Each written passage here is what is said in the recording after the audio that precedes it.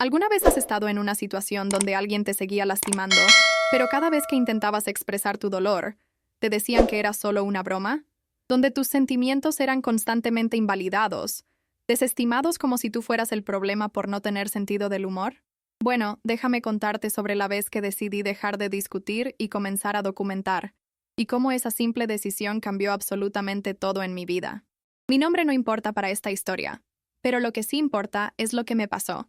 Y estoy compartiendo esto porque sé que en algún lugar alguien necesita escuchar que no está loco, que no es demasiado sensible y que definitivamente no es mezquino por querer ser tratado con respeto básico. Esta es la historia de cómo guardé cada uno de los recibos de las supuestas bromas de mi exnovia y cómo ella se rió de mí por ser mezquino hasta el momento en que el total tuvo que ser pagado. Jamás imaginé que el amor pudiera transformarse en algo tan tóxico, tan silenciosamente devastador que ni siquiera te das cuenta de que te estás ahogando hasta que estás jadeando por aire. Pero eso fue exactamente lo que me sucedió, y comenzó tan inocentemente, tan gradualmente, que para cuando entendí lo que estaba pasando, ya había perdido miles de dólares, mi paz mental, y casi mi sentido de autoestima.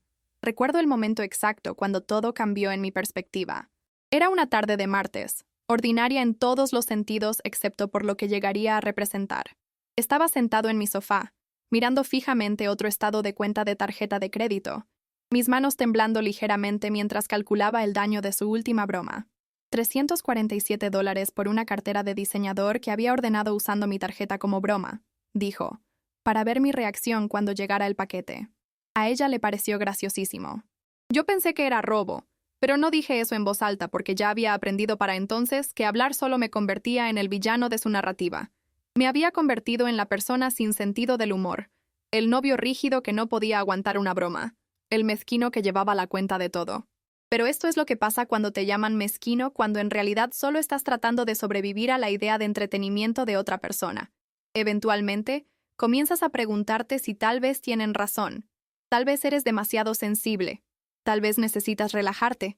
Tal vez se supone que el amor duela un poco, y simplemente no estás lo suficientemente evolucionado para entenderlo. Eso es lo que hace la manipulación emocional. Te hace cuestionar tu propia realidad, tus propios sentimientos, tus propias reacciones absolutamente válidas al maltrato.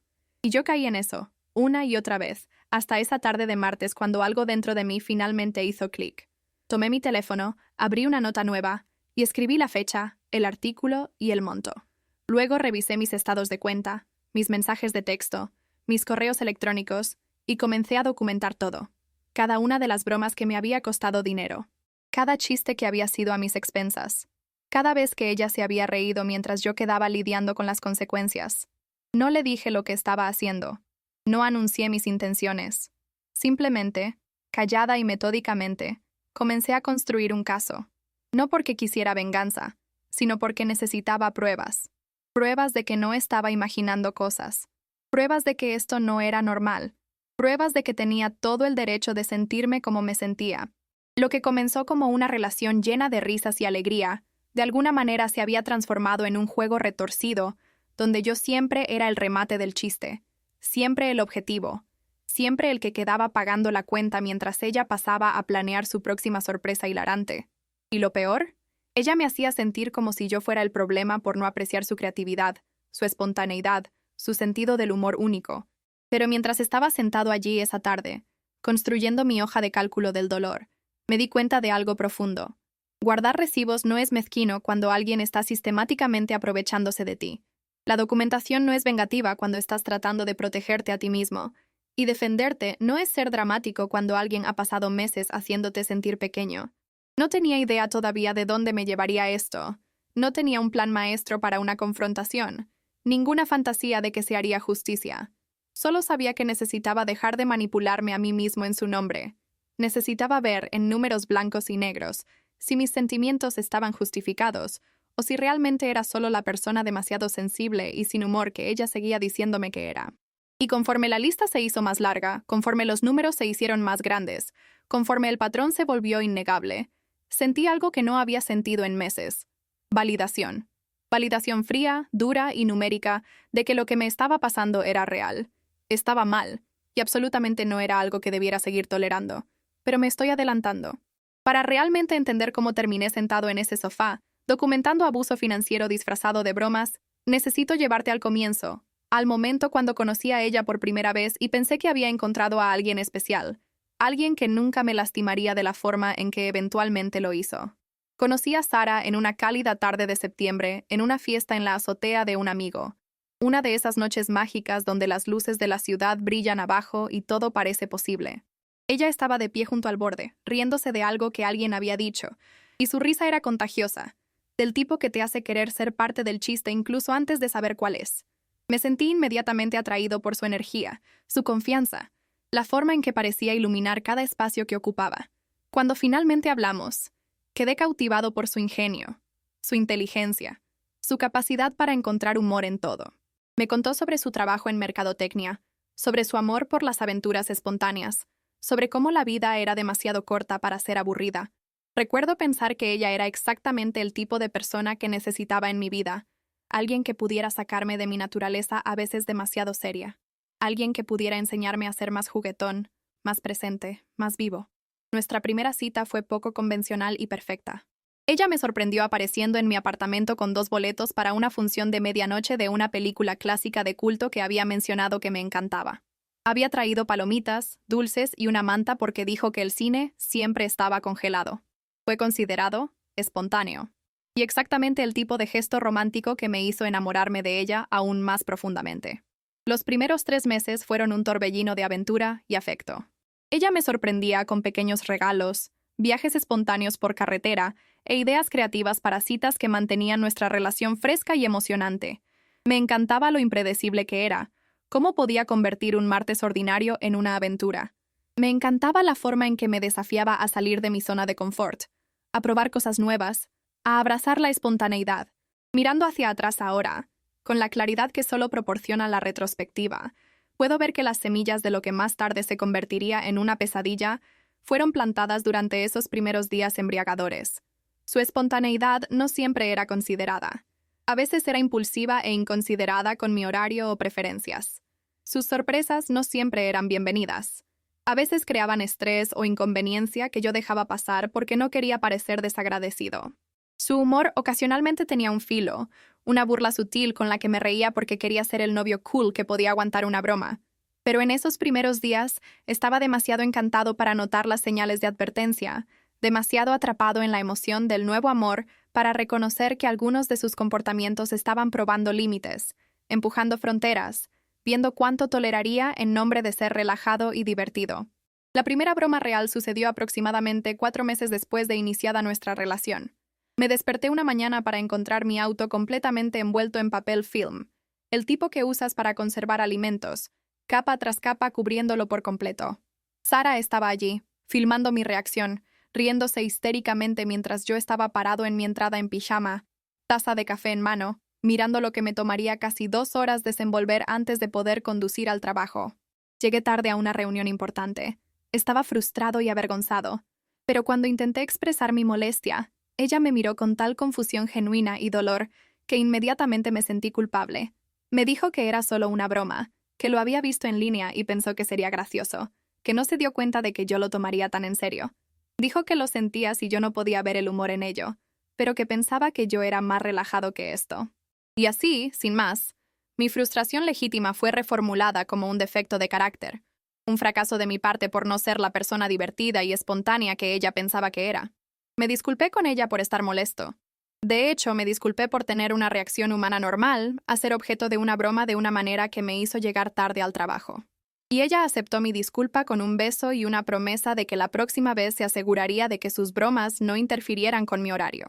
Pensé que ese era el final, que habíamos comunicado y resuelto el problema como adultos. No tenía idea de que la próxima vez ya estaba siendo planeada en su cabeza y que las bromas solo se volverían más elaboradas, más caras y más difíciles de desechar como diversión inofensiva. El incidente del papel film no me costó nada excepto tiempo y dignidad, pero estableció un patrón que definiría nuestra relación durante el próximo año y medio. Ella haría algo que me molestara o me causara inconvenientes. Yo reaccionaría con frustración comprensible, y luego ella me haría sentir que mi reacción era el verdadero problema, no sus acciones. Era una clase magistral en manipulación, y ni siquiera me di cuenta de que estaba siendo inscrito. Las bromas continuaron. cada una cuidadosamente calibrada para caminar la línea entre gracioso y dañino, entre creativo y cruel. Reorganizaría todos mis muebles mientras yo estaba en el trabajo, alegando que me estaba ayudando a ver mi espacio con ojos frescos. Cambiaría todos mis contactos telefónicos a nombres ridículos para que cuando mi jefe llamara, mi teléfono mostrara algo vergonzoso. Publicaría fotos poco favorecedoras de mí en redes sociales con subtítulos que se suponía que eran graciosos, pero siempre me hacían sentir expuesto y vulnerable. Y cada vez, cuando expresaba incomodidad o le pedía que se detuviera, me decía que era demasiado sensible, que necesitaba aprender a reírme de mí mismo, que este era simplemente su lenguaje del amor y si realmente la amaba, apreciaría sus esfuerzos por mantener las cosas divertidas y emocionantes. Me encontré caminando sobre cáscaras de huevo, nunca sabiendo cuándo llegaría la próxima broma, siempre ligeramente ansioso sobre qué sorpresa me esperaba. Y lo peor era que ella había convencido a nuestros amigos, a su familia, e incluso a algunos de mi propia familia, de que era esta novia peculiar, creativa y amante de la diversión que estaba tratando de traer alegría a la vida de su novio demasiado serio. Me convertí en el hombre serio en su rutina de comedia, y todos se reían excepto yo. ¿Alguna vez has sentido que estás viviendo en una realidad que todos los demás interpretan completamente diferente a ti? Como si estuvieras experimentando dolor, pero todos a tu alrededor insisten en que deberías estar agradecido. Así se sintieron esos meses. Me estaba ahogando en una relación que todos los demás pensaban que se veía perfecta desde afuera. Te juro que cada día me despertaba sin saber qué nueva sorpresa me esperaba, y esa incertidumbre constante comenzó a carcomer mi tranquilidad mental de formas que no entendía completamente en ese momento. Las bromas comenzaron a costarme dinero aproximadamente 6 meses después de iniciada la relación, y fue cuando las cosas pasaron de ser molestas a financieramente dañinas, aunque no lo reconocí completamente al principio porque las cantidades empezaron pequeñas y las justificaciones siempre eran tan creativas. La primera broma financiera fue lo que ella llamó una sorpresa de suscripciones. Llegué a casa un día para encontrar correos electrónicos de confirmación de suscripciones a servicios de los que nunca había oído hablar, todos cargados a mi tarjeta de crédito. Había un club mensual de vinos, un servicio de entrega de quesos artesanales, una plataforma de streaming para películas extranjeras, una aplicación de meditación y un curso en línea sobre inversión en criptomonedas. El costo mensual total era de aproximadamente $230, y cuando lo descubrí, Sara estaba sentada en mi sofá con una enorme sonrisa, esperando mi reacción. Explicó que había notado que estaba estresado últimamente y pensó que estas suscripciones enriquecerían mi vida, me ayudarían a relajarme, me expondrían a nuevas experiencias. Había usado mi tarjeta de crédito porque quería que fuera una sorpresa, y sabía que si me lo decía primero, diría que no porque soy demasiado práctico. Lo presentó como un regalo, un acto de amor, una forma de cuidarme. Pero aquí está la cosa. Nunca preguntó si yo quería alguna de estas cosas. Nunca consideró si tenía el presupuesto para $230 extra al mes. Nunca pensó en el hecho de que usar la tarjeta de crédito de alguien sin permiso es, legalmente hablando, fraude. Pero cuando señalé estas preocupaciones, una vez más fui el malo. El novio desagradecido que no podía apreciar un gesto considerado, el tacaño que estaba más preocupado por el dinero que por la intención amorosa detrás de sus acciones. Terminé manteniendo la mayoría de las suscripciones durante 2 meses porque cancelarlas parecía rechazar su regalo, como confirmar su acusación de que yo era demasiado rígido y desagradecido. Para cuando finalmente las cancelé todas, había gastado más de $400 en servicios que nunca quise y apenas usé. Pero no se detuvo ahí. Las bromas financieras escalaron tanto en frecuencia como en costo. Estuvo la vez que ordenó $100 de pizza a domicilio a mi oficina durante una presentación de trabajo seria, alegando que pensó que lo encontraría gracioso y que a mis compañeros de trabajo les encantaría por ello. En cambio, quedé mortificado y tuve que pagar pizzas que no ordené mientras me disculpaba con mi jefe por la interrupción. Estuvo la vez que compró una costosa máquina de espresso en mi cuenta de Amazon como broma porque una vez me había quejado en broma de mi cafetera. $450 por un chiste que no encontré gracioso. Estuvo la vez que reservó un viaje sorpresa de fin de semana para nosotros usando mi tarjeta de crédito. Luego se molestó cuando no pude tomar tiempo libre del trabajo, porque tenía una fecha límite importante. Ella fue de todos modos, con sus amigas, con mi dinero, y me dijo que yo estaba arruinando su diversión por ser tan adicto al trabajo. Ese viaje me costó $1,200. Cada vez el patrón era el mismo. Ella haría algo que me costaba dinero sin mi permiso o conocimiento. Yo lo descubriría y me sentiría molesto. Ella lo presentaría como una sorpresa, un regalo, una broma, una expresión de amor o creatividad. Yo intentaría explicar por qué no estaba bien. Ella me haría sentir que yo era el problema por no apreciar su espontaneidad y generosidad. Y yo terminaría disculpándome por estar molesto mientras calladamente absorbía el golpe financiero. Era muerte por 1000 cortes, cada uno lo suficientemente pequeño para justificar, lo suficientemente grande para doler, y lo suficientemente frecuente que nunca tenía tiempo de recuperarme antes de que llegara el siguiente. Comencé a sentir ansiedad cada vez que revisaba mi cuenta bancaria o estados de tarjeta de crédito. Comencé a temer el momento cuando ella tendría ese brillo particular en sus ojos que señalaba que otra broma estaba siendo planeada. Comencé a sentir que no tenía control sobre mi propia vida financiera, mis propias decisiones, mis propios límites. Y a través de todo esto, ella mantenía esta narrativa de que era la novia divertida, creativa y amorosa, y yo era el novio aburrido, controlador y mezquino que se preocupaba más por el dinero que por nuestra relación. Contaba esta historia tan convincentemente que comencé a creerla yo mismo. Tal vez estaba demasiado enfocado en el dinero. Tal vez necesitaba ser más espontáneo. Tal vez así se veían las relaciones cuando salías con alguien más aventurero que tú. Pero en el fondo, en un lugar que estaba tratando muy duro de ignorar, sabía que algo estaba fundamentalmente mal.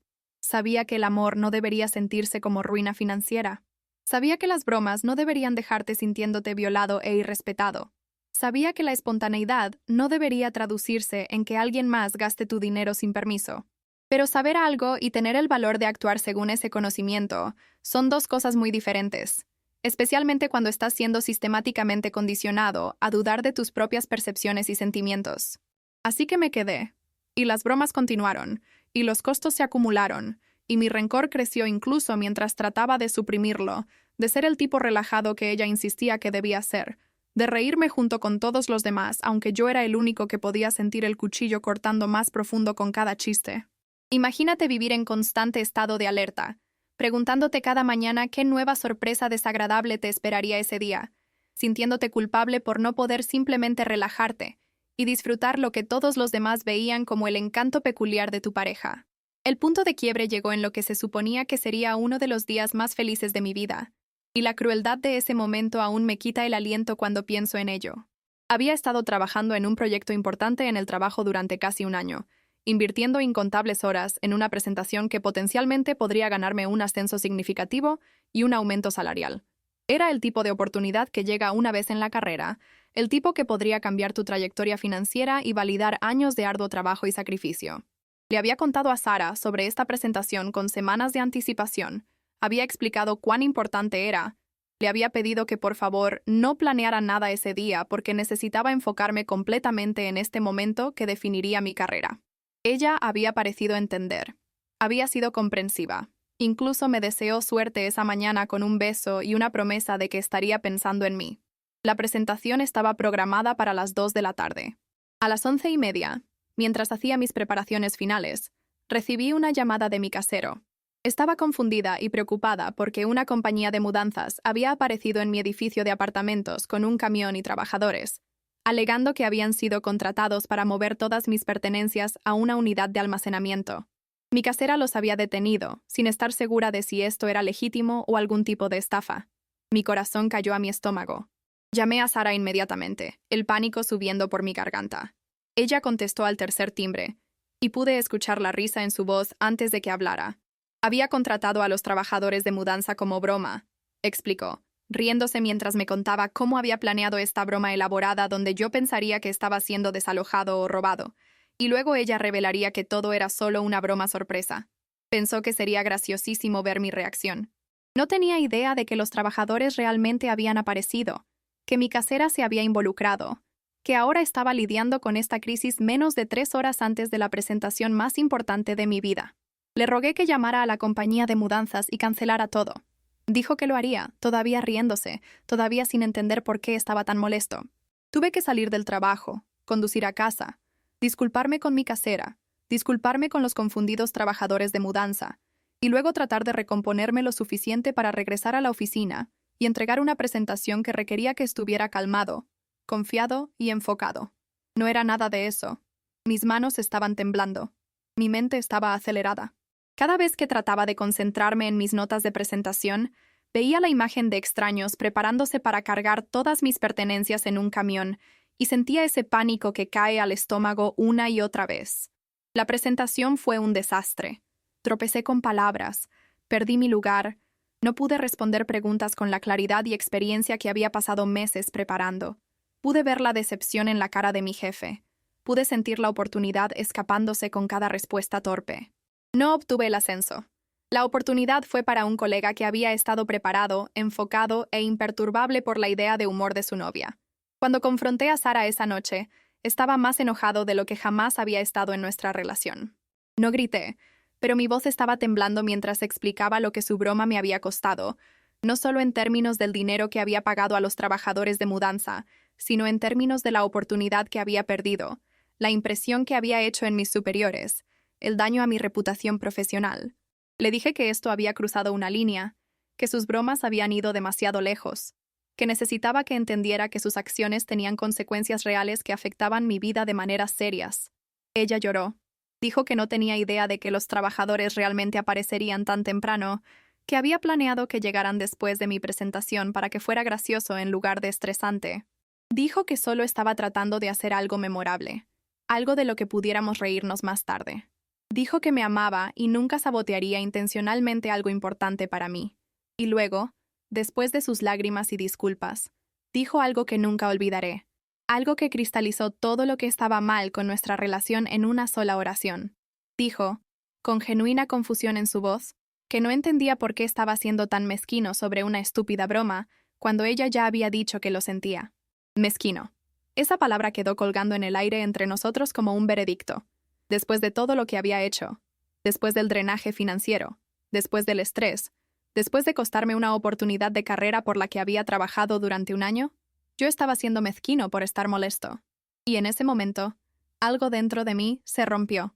No el tipo ruidoso y dramático de ruptura que viene con gritos y portazos y declaraciones de haber terminado. El tipo silencioso. El tipo donde te das cuenta de que has estado tratando de hacer que alguien entienda algo que es fundamentalmente incapaz o no está dispuesto a entender. El tipo donde aceptas que no puedes razonar con alguien que ve tu dolor como una reacción exagerada y tus límites como evidencia de tus defectos de carácter. Esa noche, después de que se fue llorando, ofendida porque no había aceptado su disculpa con perdón inmediato, me senté y comencé a documentar. No porque estuviera planeando venganza o planificando una confrontación dramática, sino porque necesitaba saber la verdad.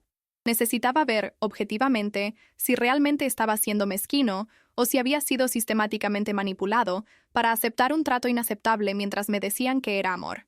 Dios mío, ese momento de claridad fue como despertar de una pesadilla de la que no sabías que estabas teniendo. El proceso de documentación se convirtió en mi ancla a la realidad, mi forma de luchar contra la manipulación constante sin realmente pelear, sin confrontar, sin abrirme a que me dijeran una vez más que yo era el problema. Créeme cuando te digo que crear esa hoja de cálculo fue uno de los actos más importantes de autocuidado que jamás haya hecho. Creé una hoja de cálculo detallada con columnas para fecha, descripción de la broma, costo financiero, costo de tiempo e impacto emocional.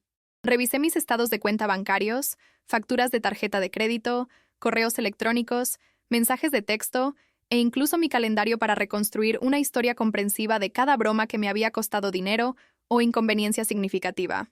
El ejercicio fue revelador de maneras que no había anticipado. Cuando experimentas comportamiento manipulador en tiempo real, es fácil minimizar cada incidente individual, decirte a ti mismo que no fue tan malo, que estás reaccionando exageradamente, que esta única cosa no justifica terminar una relación. Pero cuando los ves todos listados juntos, cuando ves el patrón emerger a través de meses de incidentes documentados, cuando calculas el costo total real de la idea de entretenimiento de alguien, la realidad se vuelve innegable. Incluí todo.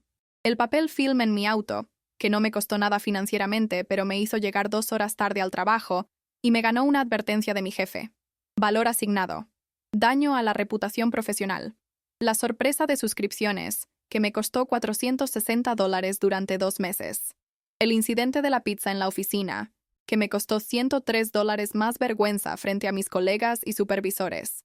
La máquina de espresso que nunca quise, $450. El viaje sorpresa que tomó con sus amigas con mi tarjeta de crédito, $1,200. La broma de la compañía de mudanzas, que me costó $275 en tarifas incluso después de la cancelación, más el ascenso que no obtuve porque arruiné la presentación. ¿Cómo pones un valor en dólares a un ascenso perdido?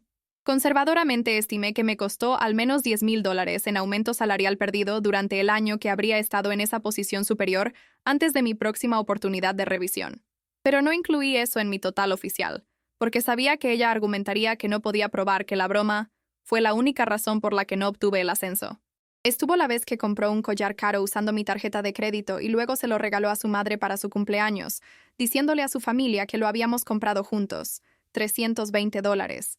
La vez que me inscribió en una membresía de gimnasio en un costoso centro de fitness boutique como broma sobre mis propósitos de año nuevo, primer mes pagado completo, $190 antes de que pudiera cancelar. La vez que compró boletos de concierto para ambos para ver una banda que a ella le gustaba usando mi tarjeta, luego se enojó cuando no pude ir debido a obligaciones laborales y llevó a su ex en su lugar. $240. La vez que ordenó un pastel personalizado en forma de inodoro para ser entregado a mi oficina para mi cumpleaños porque pensó que el humor de baño era gracioso. $75 y completa mortificación. La vez que reservó un día de spa de lujo para ella y 3 amigas usando mi tarjeta porque quería mostrarles lo generoso que era su novio. $680. La vez que compró una consola de videojuegos costosa que ella quería porque alegó que realmente era para que ambos la disfrutáramos juntos, excepto que ella era la única que la usaba. $510. La lista seguía y seguía. Cada entrada una pequeña violación, un límite cruzado, un momento donde mi autonomía financiera fue tratada como un juguete para su diversión. Mientras documentaba cada incidente, recordaba no solo el dinero sino los sentimientos, la ansiedad de revisar mis cuentas, el temor de descubrir qué había hecho esta vez, el agotamiento de tener que explicar nuevamente por qué esto no estaba bien, la futilidad de esas explicaciones cuando inevitablemente lo daría vuelta para hacerme el problema. Incluí notas detalladas sobre cada incidente, incluyendo mi reacción, su respuesta y las consecuencias. Anoté cada vez que había tratado de establecer un límite, cada vez que ella había desestimado mis preocupaciones, cada vez que me había llamado demasiado sensible o mezquino o aburrido o controlador. Documenté el patrón de ella disculpándose solo para repetir el mismo comportamiento días o semanas después. Rastreé cómo las bromas financieras habían escalado con el tiempo, comenzando con cantidades más pequeñas y construyendo a costos más grandes y significativos. El total, cuando finalmente lo sumé todo, fue asombroso. En el transcurso de 18 meses, las bromas de Sara me habían costado $7,362 en gastos directos, que podía probar con recibos y estados de cuenta. Ese número no incluía el ascenso perdido, la terapia que había comenzado a asistir para lidiar con mi ansiedad sobre la relación, los costos sociales de ser avergonzado frente a amigos y colegas, o el costo emocional de estar en una relación donde constantemente me sentía irrespetado y desestimado. $7,362. Esa no es una pequeña cantidad de dinero. Eso es un auto usado. Eso es un pago inicial para muebles para un primer apartamento. Esos son docenas de pagos de préstamos estudiantiles. Esos son meses de comestibles. Eso es el fondo de emergencia que había estado tratando de construir, pero nunca parecía poder crecer porque gastos inesperados seguían agotándolo. Excepto que no eran inesperados. Eran bromas que nunca debía haber pagado en primer lugar. Ver ese número fue como recibir un puñetazo en el estómago y ser liberado de cadenas al mismo tiempo. El puñetazo porque era mucho más de lo que me había dado cuenta, porque había estado perdiendo tanto mientras me decían que era mezquino por preocuparme por el dinero en absoluto. La libertad porque aquí, finalmente, estaba la prueba de que no estaba loco, no estaba reaccionando exageradamente, no era el problema. Aquí estaba evidencia objetiva de que lo que me estaba pasando era abuso financiero disfrazado de juego, manipulación disfrazada de espontaneidad, crueldad disfrazada de humor. En serio, cuando vi ese número por primera vez, tuve que sentarme y respirar profundo porque era abrumador darse cuenta de cuánto había soportado, cuánto había pagado literalmente por el privilegio de ser el blanco de las bromas de alguien más. Las confrontaciones que había intentado antes de mi proyecto de documentación fueron ejercicios frustrantes en lógica circular y manipulación emocional que me dejaban sintiéndome más confundido y culpable que validado. Cada vez que intentaba expresar mi incomodidad con sus bromas, Sara tenía un conjunto de herramientas de respuestas diseñadas para desviar la responsabilidad y redirigir la culpa de vuelta hacia mí. Había perfeccionado el arte de la no disculpa, el tipo que suena como remordimiento, pero en realidad no contiene reconocimiento de mala conducta ni compromiso de cambio. Sus frases favoritas se convirtieron en disparadores para mí. Lamento que te sientas así, en lugar de lamento lo que hice. Solo estaba tratando de divertirme, como si la intención de alguna manera negara el impacto. Sabes que nunca te haría daño a propósito, como si el comportamiento accidentalmente destructivo, hecho repetidamente, no fuera tan dañino como la malicia intencional. Así soy yo y si me amas, me aceptarás, como si el amor requiriera aceptar el maltrato. Intenté todo para hacerla entender. Intenté conversaciones calmadas y racionales donde expliqué usando declaraciones en primera persona y lenguaje no acusatorio exactamente cómo sus acciones me hacían sentir. Ella escucharía con una expresión paciente que más tarde reconocí como condescendencia, y luego me explicaría por qué mis sentimientos se basaban en un malentendido de sus intenciones. Intenté vulnerabilidad emocional, abriéndome sobre mi ansiedad y estrés, y pidiéndole que considerara el impacto de sus acciones en mi salud mental. Ella me consolaría, prometería ser más consciente, y luego me haría otra broma en días, aparentemente habiendo olvidado toda la conversación. Intenté establecer límites explícitos, declarando claramente con qué estaba y no estaba cómodo respecto a sorpresas y bromas. Ella accedería a respetar esos límites, y luego los violaría mientras alegaba que esta broma en particular no contaba porque era diferente de alguna manera técnica de lo que habíamos discutido. Intenté involucrar a amigos, esperando que la perspectiva externa la ayudara a ver la razón, pero ella ya había moldeado la narrativa con nuestro círculo social, pintándose a sí misma como la novia divertida y espontánea, y a mí como el novio rígido y controlador. Así que nuestros amigos se reirían incómodamente y sugerirían que lo resolviéramos entre nosotros, claramente pensando que estaba haciendo un gran problema de nada. Intenté terapia de pareja, sugiriendo que tal vez un terapeuta podría ayudarnos a comunicarnos mejor. Ella se negó, diciendo que la terapia era para personas con problemas reales, y no necesitábamos pagar a alguien para que nos dijera cómo divertirnos en nuestra relación, que ella afirmaba que era el único problema, que yo había olvidado cómo divertirme. Lo que no intenté, hasta que comencé a documentar, fue crear mi propia experiencia sobre su interpretación de ella. Esa fue la revelación que cambió todo. Durante tanto tiempo, había estado tratando de hacerla entender, de convencerla, de conseguir que validara mis sentimientos y reconociera su comportamiento. Pero no puedes razonar con alguien para que te respete si se benefician de no respetarte. No puedes explicarle a alguien para que te trate mejor si han decidido que maltratarte es entretenido. No puedes comunicarte para salir de una relación con alguien que ve tus límites como desafíos a superar en lugar de límites a respetar. La documentación no se trataba de prepararse para una confrontación, aunque eventualmente llevaría a una. La documentación se trataba de salvar mi propia cordura, probarme a mí mismo que no estaba imaginando cosas, crear un registro que existiera independientemente de su reinterpretación y mi propia tendencia agotada a minimizar y excusar. Cada vez que me llamaba mezquino después de esa noche cuando arruinó mi presentación, abría esa hoja de cálculo y miraba los números. $7,362. Eso no es mezquino. Eso no es sensible. Eso no es hacer un gran problema de nada. Eso es un patrón de abuso financiero del que tenía todo el derecho de estar molesto. Pero aún no la confrontaba con ello.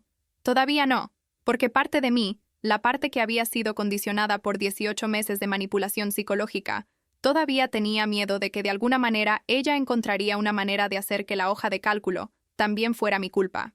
Que me acusaría de ser calculador y vengativo por llevar la cuenta. Que retorcería mi documentación en evidencia de mi naturaleza controladora en lugar de evidencia de su comportamiento dañino. Así que lo guardé para mí, este registro secreto de verdad, y observé. Observé mientras planeaba más bromas, aunque noté que habían disminuido ligeramente en frecuencia después del desastre del camión de mudanzas. Observé mientras probaba mis límites de nuevas maneras, viendo si realmente había sido cambiado por esa confrontación o si eventualmente me relajaría de vuelta a mi yo habitual complaciente. Observé mientras contaba a nuestros amigos historias graciosas sobre sus bromas, historias que omitían los costos y consecuencias, historias que hacían reír a todos mientras yo sonreía tenso y no decía nada porque corregirla me haría parecer el aguafiestas que siempre decía que era. Y me observé a mí mismo, monitoreé mis propias reacciones, presté atención a mis propios sentimientos y me di cuenta de que no era feliz. No había sido feliz en mucho tiempo. Había estado ansioso, estresado, financieramente drenado, emocionalmente exhausto y constantemente caminando sobre cáscaras de huevo tratando de evitar provocar la próxima broma o la próxima acusación de que era demasiado sensible. Eso no es lo que se supone que se siente el amor. Se supone que el amor no te hace temer revisar tu cuenta bancaria o llegar a casa a sorpresas que no son realmente regalos, sino pruebas de cuánto tolerarás mientras aún afirmas amar a alguien. ¿Sabes qué? Empecé a soñar con el día en que finalmente tendría el valor de irme, de mostrarle esa hoja de cálculo y decirle que ya no podía seguir así. La acumulación de evidencia en mi hoja de cálculo fue paralela a la acumulación de resentimiento en mi corazón, ambos creciendo constantemente conforme pasaban las semanas, y el comportamiento de Sara no mostraba signos de cambio significativo, a pesar de sus promesas después del desastre de la presentación. Se había vuelto ligeramente más cuidadosa, es cierto, pero cuidadosa de una manera que se sentía más como encubrir sus pasos que realmente respetar mis límites. Las bromas continuaron, solo que más pequeñas, más frecuentes. Muerte por 1000 cortes de papel en lugar de puñaladas ocasionales. Estuvo la mañana en que me desperté para encontrar que había reemplazado toda mi ropa normal en mi armario, con disfraces ridículos que había comprado en una tienda de segunda mano, lo que significaba que tuve que buscar en mi lavandería para encontrar algo apropiado para usar en el trabajo, haciéndome llegar tarde nuevamente. Costo: $47 por los disfraces que nunca usaría, más otra marca contra mi reputación profesional. Estuvo la vez que cambió mi firma de correo electrónico a algo vergonzoso sin decirme, así que envié correos profesionales a clientes y colegas con «Viviendo mi mejor vida», una broma a la vez, como mi firma durante 2 días completos antes de que alguien lo señalara. Costo: vergüenza profesional inconmensurable, y otra conversación con mi jefe sobre mantener límites apropiados entre la vida personal y profesional. Estuvo la vez que ordenó un telegrama cantado para ser entregado durante una reunión seria con un cliente potencial.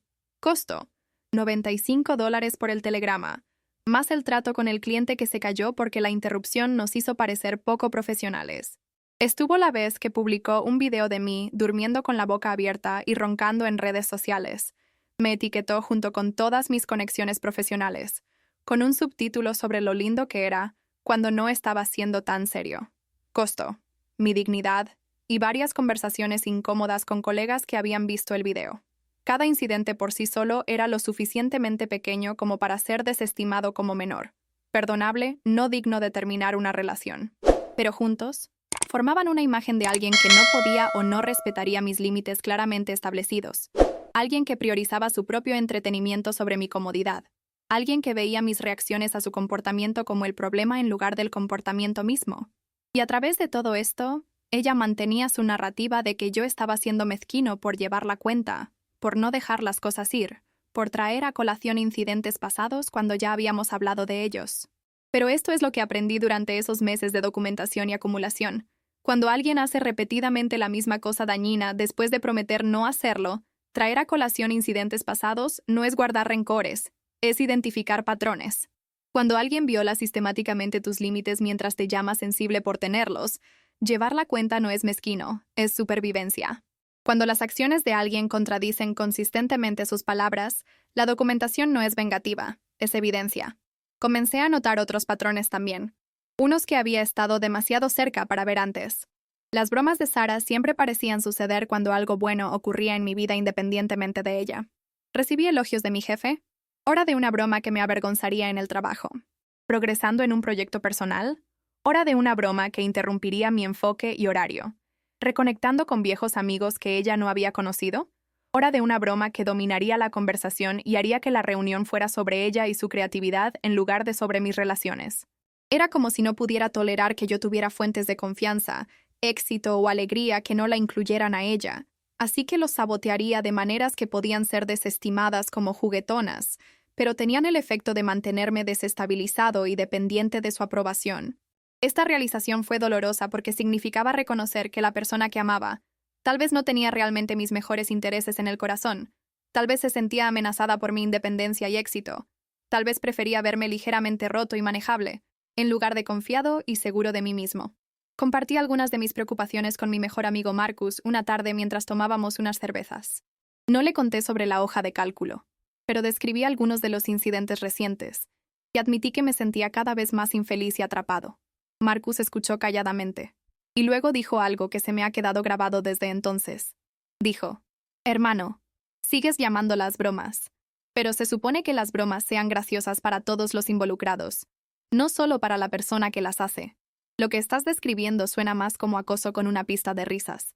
Acoso con una pista de risas. Esa frase cortó toda la confusión y justificación, y me dio palabras para lo que había estado experimentando pero no podía nombrar. Sara no me estaba haciendo bromas. Me estaba acosando.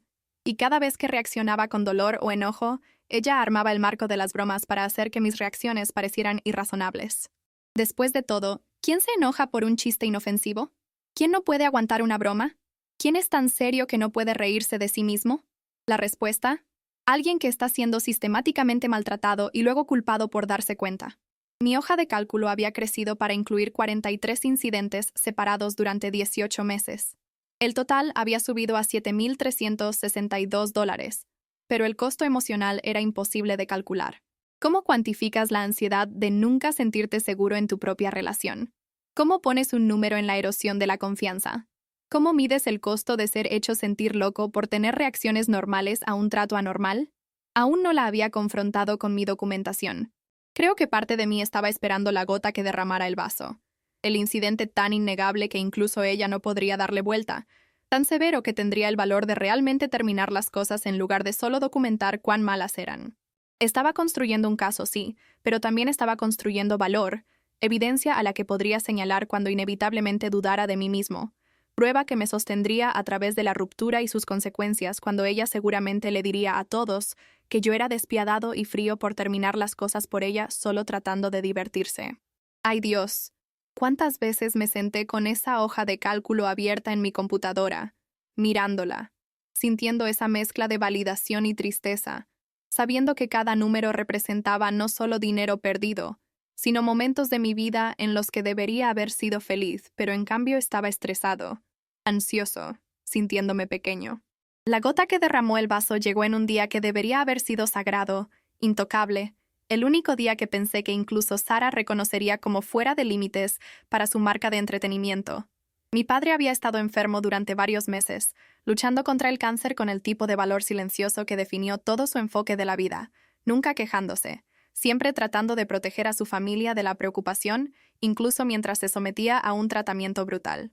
Había estado conduciendo 3 horas cada fin de semana para visitarlo, para sentarme con él durante la quimio, para ayudar a mi madre con la abrumadora logística de la enfermedad. Sara había conocido a mis padres varias veces. Había sido bienvenida en reuniones familiares. Me había escuchado hablar sobre mi miedo de perder a mi padre y mi gratitud por cada momento que aún tenía con él. Cuando mi madre me llamó al trabajo un martes por la tarde para decirme que papá había empeorado y debería venir lo antes posible, salí inmediatamente, enviándole un mensaje de texto a Sara en mi camino a mi apartamento para agarrar mi maleta de viaje. Ella respondió con mensajes de apoyo, diciendo que estaba pensando en mí y mi familia, preguntando si había algo que pudiera hacer, diciéndome que condujera con cuidado. Aprecié el apoyo. Me sentí agradecido de que al menos en este momento de crisis, ella estaba siendo la pareja que necesitaba. Agarré mi maleta, salté en mi auto y comencé el viaje de 3 horas a la casa de mis padres con un nudo de miedo en mi estómago y oraciones en mis labios de que llegaría a tiempo, de que no tendría que decir adiós por teléfono, de que mi padre sabría que lo amaba. Aproximadamente 1 hora después del viaje, mi teléfono comenzó a llenarse de notificaciones. Mensajes de texto, llamadas, correos de voz, todos de Sara, todos marcados como urgentes. Mi primer pensamiento fue que algo le había pasado a ella, alguna emergencia que necesitaba mi atención. Me detuve en una parada de descanso y la llamé de vuelta, mi corazón latiendo con adrenalina y temor. Ella contestó riendo, de hecho riendo, y luego dijo las palabras que terminaron nuestra relación justo ahí en ese momento, aunque me tomaría otra semana hacerlo oficial. Dijo: ¿ya lo encontraste? Revisa tu maleta. Te puse una sorpresa ahí.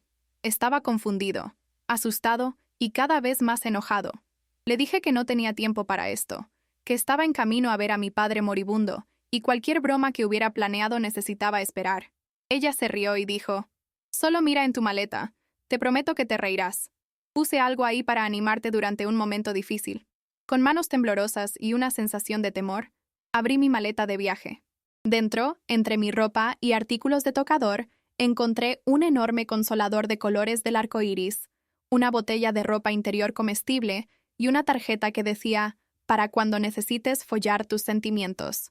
Me quedé mirando estos artículos en mi maleta, artículos que tendría que explicar a mi padre conservador, religioso y moribundo si él o cualquier otra persona de mi familia llegara a ver dentro de mi maleta.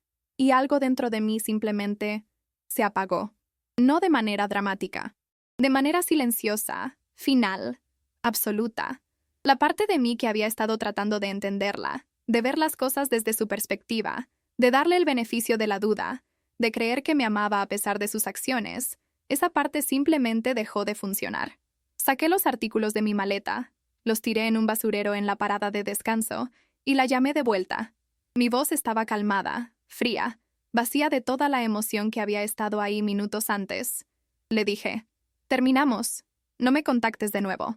Me encargaré de obtener mis cosas y resolver todo lo demás después de que mi padre muera o se recupere, pero definitivamente hemos terminado. Ella trató de reírse, diciendo que estaba reaccionando exageradamente, que era solo una broma para aligerar el ánimo, que no tenía idea de que sería tan sensible al respecto, que estaba siendo dramático e hiriente al terminar con ella por mensaje, cuando ella solo estaba tratando de ayudar. Colgué a mitad de su frase y bloqueé su número. Luego me senté en mi auto en ese estacionamiento de la parada de descanso y lloré, no solo por mi padre y el miedo de perderlo, sino por los 18 meses que había desperdiciado con alguien que pensaría que regalos sexuales explícitos eran apropiados para una emergencia familiar, que intentaría convertir mi viaje al lecho de muerte de mi padre en otra oportunidad para su diversión, que podría reírse mientras yo estaba en dolor y llamarlo ayuda. No sé cuánto tiempo me senté allí, pero eventualmente me recompuse, me sequé la cara y continué conduciendo. Llegué al hospital a tiempo. Mi padre se estabilizó, pasó por otra ronda de tratamiento y eventualmente entró en remisión, aunque el susto envejeció tanto a él como a mi madre de maneras que me rompieron el corazón. Nunca les conté a ellos sobre la última broma de Sara. No tenía sentido. Tenían suficiente con qué lidiar sin saber que la novia de su hijo había sido tan insensible durante uno de los momentos más oscuros de nuestra familia. Imagínate, tener que explicarle a tu padre enfermo por qué hay un consolador gigante en tu maleta cuando viniste a estar con él en lo que podría ser sus últimos días. Esa sola imagen, ese terror de lo que podría haber pasado si alguien hubiera visto dentro de mi maleta, fue suficiente para confirmar que había tomado la decisión correcta al terminar con ella inmediatamente. El ajuste de cuentas llegó exactamente una semana después de que terminé las cosas, y se desarrolló de una manera que no había planeado, pero que se sintió inevitable una vez que comenzó, como ver fichas de dominó caer después de años de apilarlas cuidadosamente. Sara no había respetado mi petición de no contacto. Había enviado mensajes de texto desde diferentes números. Enviado mensajes a través de amigos mutuos. Incluso apareció en mi apartamento 2 veces antes de que amenazara con llamar a la policía. Estaba construyendo una narrativa para cualquiera que escuchara sobre cómo la había dejado cruelmente sin explicación, sobre cómo había reaccionado exageradamente a una broma inofensiva, sobre cómo estaba siendo vengativo y frío. Nuestros amigos mutuos estaban atrapados en el medio, recibiendo su versión de los eventos y preguntándome qué había pasado realmente, claramente escépticos de que alguien terminaría una relación de 1 año y medio por una broma. Yo había estado manteniéndome callado, enfocándome en la recuperación de mi padre y mi propia sanación emocional, tratando de tomar el camino correcto y simplemente seguir adelante con mi vida. Pero Sara escaló.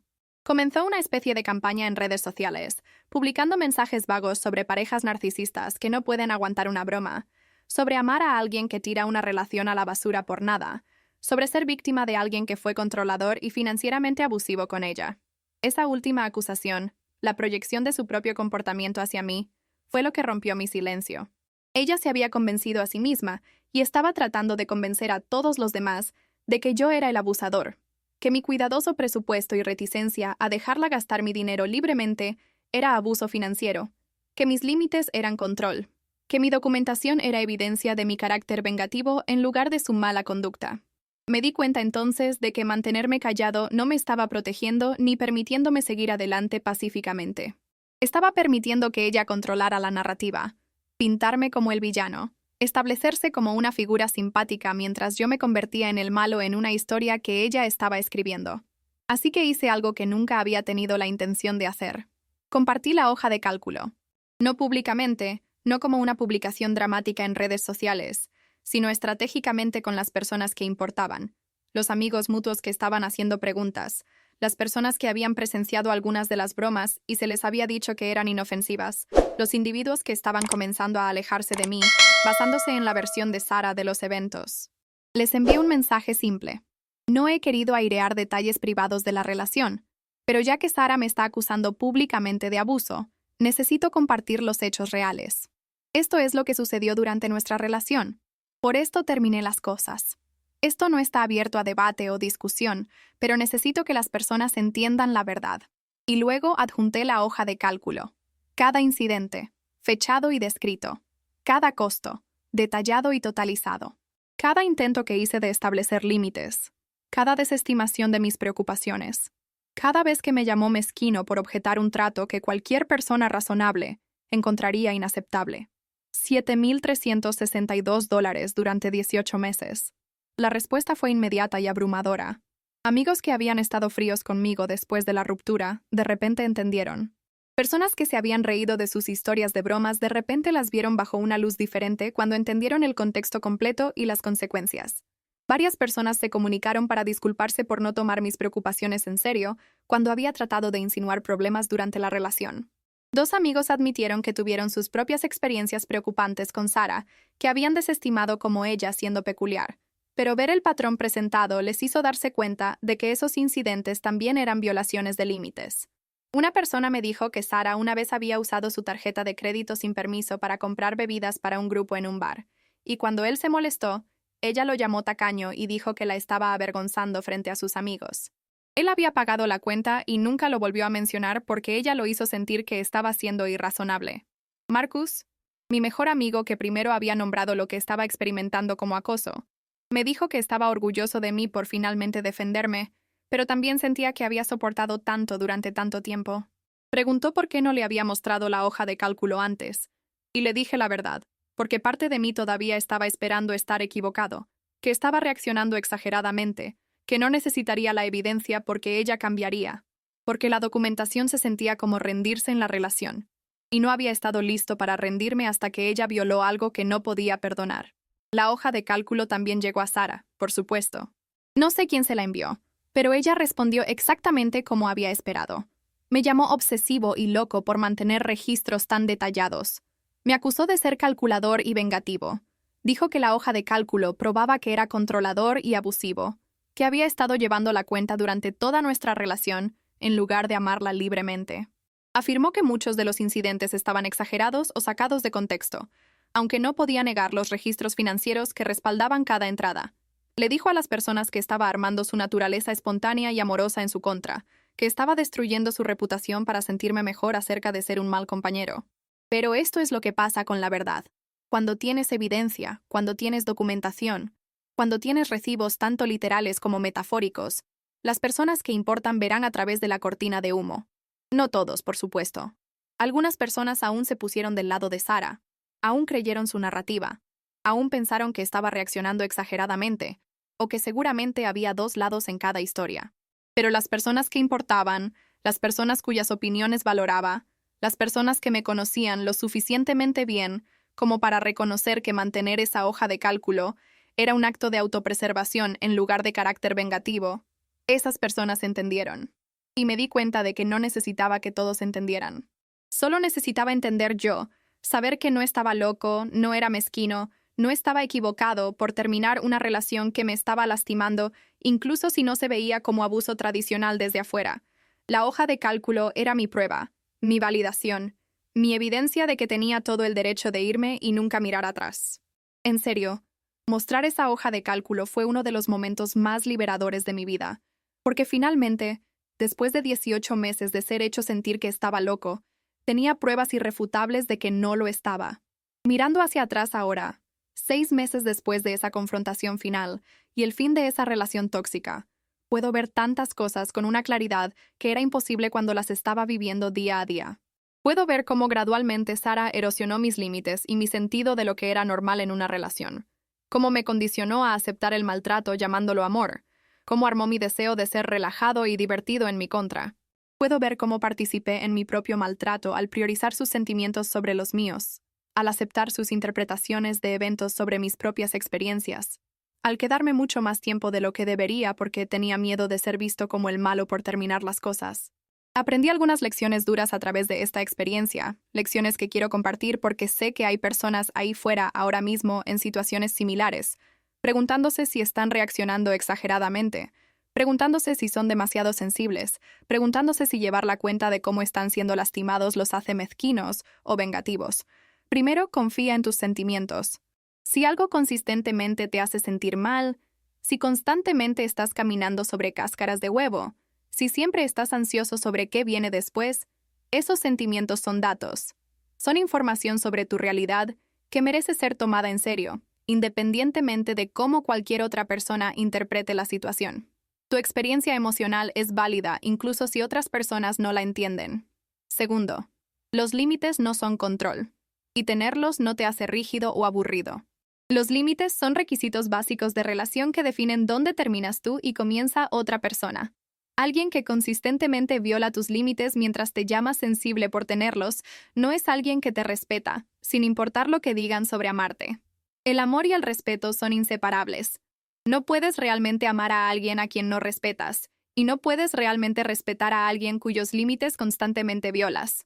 Tercero, la documentación no es mezquina cuando estás siendo sistemáticamente maltratado. Es supervivencia. Es aferrarse a la realidad cuando alguien está tratando de convencerte de que tu realidad no es válida. Es evidencia que puedes mirar cuando comienzas a dudar de ti mismo. Prueba que existe independiente de interpretación y manipulación psicológica.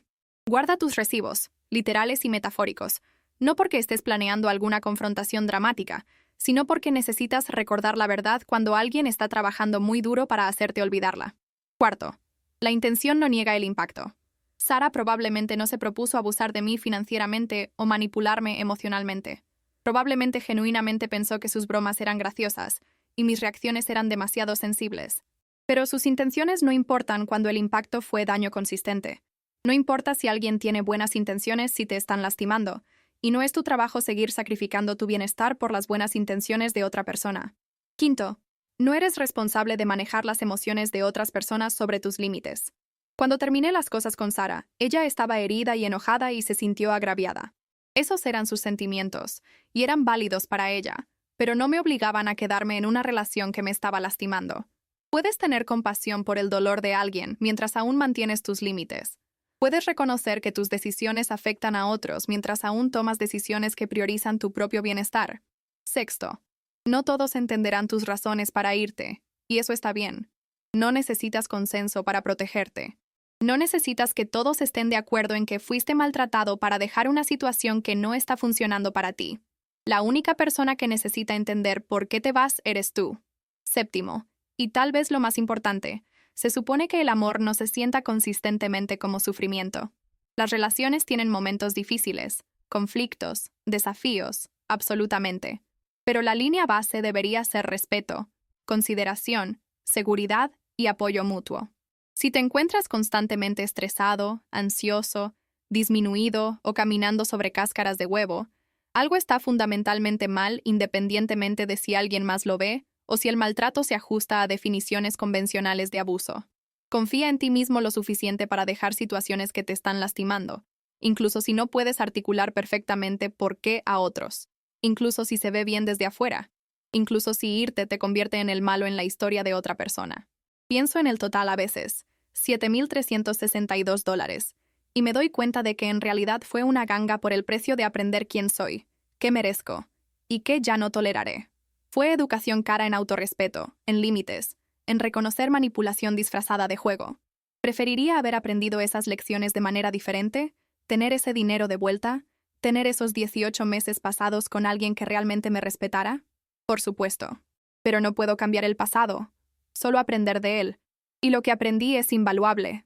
Aprendí que no soy mezquino por esperar respeto básico y autonomía financiera en una relación. Aprendí que la documentación no es evidencia de ser vengativo, sino evidencia de ser honesto sobre la realidad. Aprendí que defenderme, incluso cuando hace que otra persona se enoje o se ponga triste, no es cruel, sino necesario. Aprendí que la persona correcta no me hará sentir loco por tener límites. Respetará esos límites sin que tenga que defenderlos constantemente. Aprendí que merezco mejor que alguien que ve mi dolor como una reacción exagerada y mis límites como desafíos a superar. ¿Te ha pasado algo similar? ¿Te has encontrado en una relación donde constantemente te hicieron sentir que eras el problema por tener reacciones normales a un trato anormal? ¿Has guardado recibos, literales o metafóricos, para aferrarte a la realidad cuando alguien estaba tratando de convencerte de que tu realidad estaba equivocada? Quiero que sepas que no estás solo, no estás loco, y no eres mezquino por protegerte. Entender que lo que me pasó fue una forma de abuso ha sido crucial para mi sanación y para asegurar que nunca acepte ese trato de nuevo. No fue abuso físico, no fue abuso verbal en el sentido tradicional de gritos y llamar nombres, pero fue abuso de todos modos. Fue abuso financiero disfrazado de bromas, manipulación emocional disfrazada de espontaneidad y violación sistemática de límites disfrazada de amor. Reconocer eso me ha ayudado a establecer mejores límites en nuevas relaciones, detectar señales de advertencia antes y confiar en mí mismo lo suficiente para irme cuando algo se siente mal, incluso si no puedo explicar perfectamente por qué a todos los demás. Si esta historia te tocó, si resonó con tus propias experiencias o te abrió los ojos a patrones en tus propias relaciones, por favor deja un like en este video. Tu interacción ayuda a que esta historia llegue a otras personas que podrían necesitar escucharla, que podrían estar sentados ahora mismo con su propia hoja de cálculo de dolor, preguntándose si están justificados en estar molestos, que podrían necesitar permiso para confiar en sus propios sentimientos y dejar situaciones que los están lastimando. Y por favor, comenta abajo. Comparte tus propias experiencias si te sientes cómodo haciéndolo. Dime si alguna vez te han llamado mezquino por tener límites, si alguna vez has guardado recibos para validar tu propia realidad, si alguna vez has estado en una relación donde te hicieron sentir loco por tener reacciones normales al maltrato. Tus historias importan, y compartirlas crea comunidad y comprensión para todos nosotros que hemos pasado por situaciones similares. ¿Sabes qué? Leer los comentarios de personas que han pasado por cosas similares siempre me recuerda que no estamos solos en estas experiencias, que hay toda una comunidad de personas que entienden lo que es ser manipulado para dudar de nuestra propia realidad. Si quieres escuchar más historias como esta, experiencias reales de personas reales navegando el terreno complicado de relaciones, autorrespeto y crecimiento personal, por favor suscríbete a Mi Verdad Revelada y presiona esa campanita de notificaciones. Este canal está dedicado a compartir historias auténticas que nos ayudan a todos a sentirnos menos solos, entender nuestras experiencias mejor y aprender de los viajes de los demás. Cada suscripción, cada like, cada comentario ayuda a construir una comunidad de personas que se niegan a manipularse a sí mismas en nombre de otros, que creen en la validez de sus propias experiencias y que se apoyan mutuamente en el trabajo difícil de establecer límites y exigir respeto. Gracias por escuchar mi historia. Gracias por ser parte de esta comunidad. Y recuerda, guardar recibos no es mezquino cuando alguien está sistemáticamente aprovechándose de ti. La documentación es protección. Los límites son amor por ti mismo. Y absolutamente mereces mejor que alguien que te llama sensible por esperar respeto básico y consideración. Mereces mejor. Y reconocer eso es el primer paso hacia realmente obtener algo mejor. No permitas que nadie te haga sentir que estás exagerando o que eres demasiado sensible cuando tus instintos te dicen que algo está mal. Confía en esos instintos. Documenta cuando sea necesario. Establece límites sin disculpas. Y nunca permitas que alguien te convenza de que pedir respeto básico te convierte en la mala persona de la historia. Tu bienestar importa más que la comodidad de alguien más con maltratar. Te lo juro, 6 meses después de esa ruptura, soy más feliz, más confiado y más consciente de mi propio valor de lo que había sido en años. Esa hoja de cálculo no solo me salvó de una relación tóxica, me salvó de perderme a mí mismo por completo. Y si estás en una situación similar ahora mismo, si estás considerando comenzar tu propia documentación, si estás preguntándote si tus sentimientos son válidos, déjame decirte esto con toda claridad. Tus sentimientos son válidos, tu experiencia es real, y mereces ser tratado con respeto, amor y consideración genuinos. No te conformes con menos. La vida es demasiado corta para gastarla con alguien que ve tu dolor como entretenimiento y tus límites como inconvenientes. Adelante. El amor real está esperando. El tipo que no requiere que documentes el abuso para probar que es real. El tipo que se siente como hogar en lugar de un campo de batalla. Cuídate. Establece tus límites. Y nunca te disculpes por proteger tu paz.